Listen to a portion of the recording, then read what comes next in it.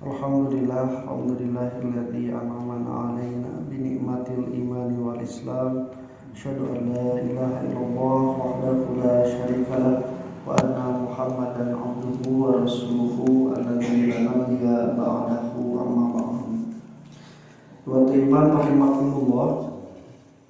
Kamari urang ngabahas yang ternyata setelah Allah Subhanahu wa taala memperlihatkan kepada Bani Israel bagaimana dengan daging dari sapi betina yang disembelih itu Allah Subhanahu wa taala menghidupkan orang yang telah meninggal.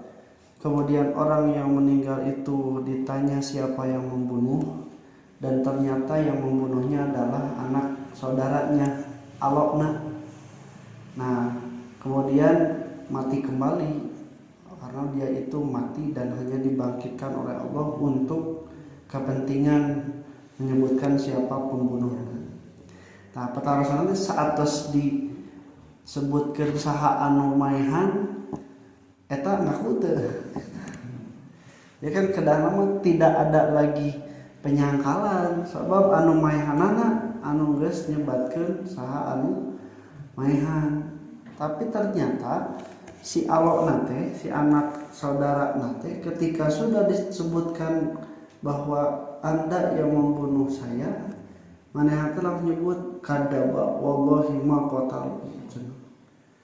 Demi Allah senang abi mah teu maehan si Imam, bohong ieu mah cenah. Itunya.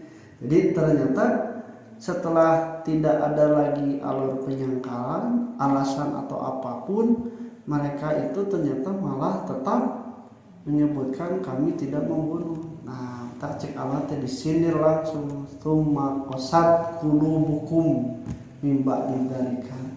Maka menjadi keraslah hati-hati kalian.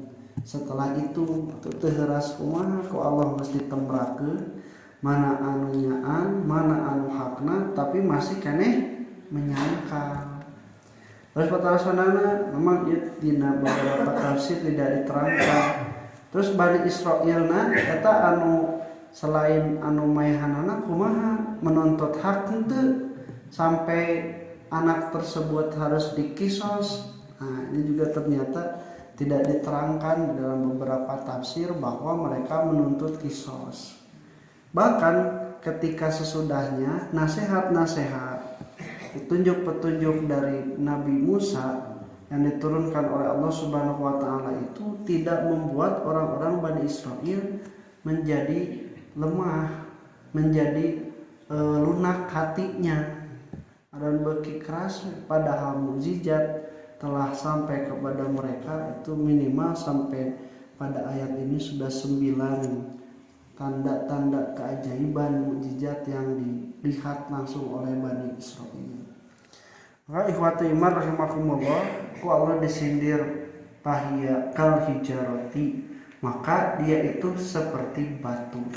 Nah, da batu mah gelas itu telembek 3 tahun. Maka ketika seseorang diibaratkan hatinya seperti batu, lain membeku, lain membatu mengeras, tapi ini adalah kiasan orang yang sudah keras hatinya, teu bisa dibedakan, teu bisa dinasehatan, teu bisa diwartosan. Padahal itu bener, sabab naon? Nah, teu cocok jeung kahayang. Tah itu orang-orang yang sudah mengeras hatinya. Itu kumaha nanyakeun hukum itu kumaha? Ka dieu nanyakeun, ka ditu nanyakeun. Can aya nu ngajawab sesuai jeung kahayangna. Oh, lebaran naro cenah ustad teh. Nah, pas aya we nu ngajawab sesuai jeung kahayangna, tah ieu bener mah. Eta teh tos qasat qulubukum. Padahal ayatnya jelas, dalilnya jelas, hadis dari Nabi pun jelas itunya. Bukan interpretasi, bukan tafsiran dari mubaliknya, tapi tetap beda hatena geus batu mah bisa narima. Nah, iwatu imar rahimakumullah, padahal sateas-teasna batu, nah cek Allah teh diterangkeun wa inna minal hijarati lama yatafajjaru minhal anhar. Dari batu itu ada yang keluar air-air, jadi mengalir. dari batu teh kusabab naon sieun ku Allah nya sateas-teasna batu ge cai ngaliwatkeun manehna teu bisa nahan.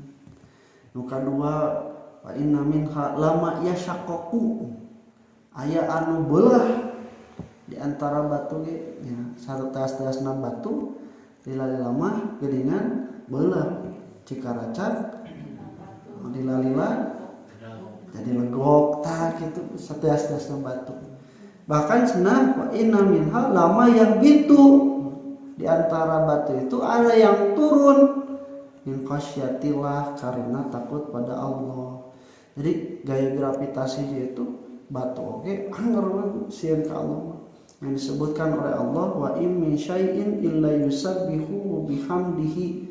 Dan tidak ada dari suatu benda pun di alam dunia ini kecuali dia bertasbih pada Allah Subhanahu wa taala, tunduk pada Allah Subhanahu wa taala. Matak batu eueuh anu lembek siga tahu dan dipiwarana ku Allah nah batu gitu keras. Nah itu teh bentuk tasbihna walakilla tafqahuna tasbihahum, tapi engkau tidak paham bagaimana cara mereka bertasbih pada Allah Subhanahu wa taala. Nah ikhwati rahimakumullah, maka harus dihindari perkara-perkara yang bisa mengeraskan hati. Apa perkara-perkara yang mengeraskan hati itu? Nah, satu adalah banyak bicara. Jadi loba teuing ngomong mah dari kebutuhan atau bukan pada dzikir pada Allah itu akan membuat hati menjadi mengeras. Tasna tuksirul kalam fa inna kasrata kalam yuskil qalba. Jangan kalian terlalu banyak berbicara, karena terlalu banyak berbicara dari kebutuhan itu mengeraskan hati. Nah, hendakeun kitu kan aya nu nyarios mah kalau dia itu mengatakan sesuatu, dia itu kan memberikan suatu pernyataan. Ketika dia itu memberikan suatu pernyataan yang diyakini bahwa itu benar, yang diyakini saya lebih baik, padahal belum tentu ketika dia salah, kemudian dikritik, diprotes oleh orang lain, dibenarkan, dinasihati, karena merasa lebih benar, dia itu berusaha mempertahankan omongannya, padahal mah eta teh salah. Nah, itu kebanyakan. Jangan kalian memperbanyak ucapan, perkataan selebih dari kebutuhan atau tidak berkaitan dengan dzikir pada Allah. Jadi kerjaman iman mah ieu dek diobrolkeun teh pentingna keur urang naon sih gitu. Lamun ieu sakirana teu penting mah mending tong caritakeun sabab bakal mengeraskan hati. Urang sakapeung mah leuwih-leuwih tibatan hakim, leuwih-leuwih tibatan polisi jeung detektif. Polisi mah rek nyarita, rek monis, hakim jaksanya itu berdasarkan argumen, berdasarkan dalil, berdasarkan bukti dan keterangan saksi. Ai urang carita ieu meunang tina wah ieu tok langsung gitu. Nah eta teh yo skill qalba mengeraskan hati. Kenapa? Tidak ada faedah untuk kita apa. Kemudian juga kalau hati itu mengeras dengan banyak bicara, nah hati juga akan mati. Mati itu apa? Dia tidak ada fungsinya, tidak bisa lagi membedakan antara yang baik dan yang benar. Apa? Ketika banyak tertawa. Jadi lain hatina teu meunang seuri, tapi loba teuing seuri. Kenapa? Karena terlalu banyak ketawa itu yumitul qalba. Nah, itu mematikan hati, fungsinya teh aya nya ge aya keneh tapi dia tidak bisa membedakan mana yang benar dan yang baik. Nah, ikhwati rahimakumullah, maka tidak aneh kata Rasulullah SAW ketika dikatakan oleh Anas bin Malik dari riwayat Al-Bazar arba'un minas siqa, arba'un minas saqa. Ada 4 perkara yang menyebabkan kecelakaan. 1, jumudul aini, kerasnya mata. Naon hatosna teu pernah ceurik. Ceurik kunaon? Teu boga duit. Lain. Ceurik ketika i'tiraf mengaku dosa ketika di hadapan Allah Subhanahu wa taala. Hanya dikatakan dalam hadis yang mendapatkan naungan ketika di yaumul hisab di padang mahsyar itu, rajulun dan seorang lelaki, kemudian yatakhala dia itu sendiri, kemudian dzakarullah mengingat pada Allah, kemudian mengucur air matanya. Iraha terakhir orang cerik payun Allah teu aya sasaha nyemutan kana dosa. Tah eta teh ciri-ciri ini hati orang teh lemes, lunak gitunya, peka. Tapi lamun tidak pernah nangis, maka bisa jadi hati kita itu membeku. Yang kedua juga wakisyo qalbi. Jadi kita membuat kecelakaan itu adalah tadi hati yang membatu. Imam Asy-Syafi'i mengatakan sebenarnya bahwa di antara yang membekukan hati itu adalah terlalu banyak makan, terlalu kekenyangan. Nah, bahkan kata Imam Asy-Syafi'i, aku setelah 16 tahun tidak pernah makan kenyang lagi. Kenapa? Fa inna sab'a yaskil badan, memberatkan badan. Pahaduras barurat rek ibadah rek beramal teh. Kemudian juga wa yuskil qalba, dia itu mengeraskan hati. Nah, mengeraskan hati sabab zaman nu loba keneh dahar mah, loba dahar, loba hayang dahar nu ngeunah, hawa nafsuna masih gede. Namun hawa nafsu masih gede, berarti hatena teh keras.